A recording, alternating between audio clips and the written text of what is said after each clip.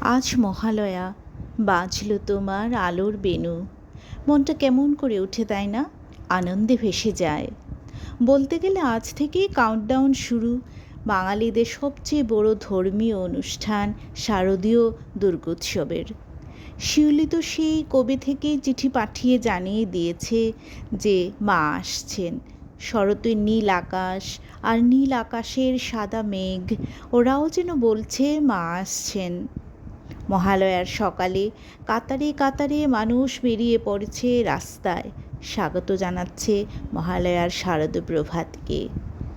মহালয়ার দিনটিতে পূর্বপুরুষের উদ্দেশ্য স্মৃতিতর্পণও করা হয়।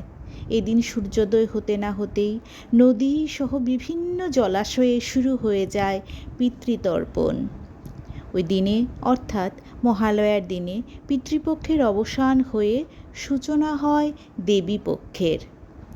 আরও একটা জিনিস যেন বড়ই মনকে টানে, সেটা হলো সেই যে আকাশবাণী থেকে ভোরে বেজে ওঠে চিরনতুন বীরেন্দ্রকৃষ্ণ ভদ্রের কণ্ঠে, আশ্বিনের শারদ প্রাতে বেজে উঠেছে আলোকমঞ্জিরও।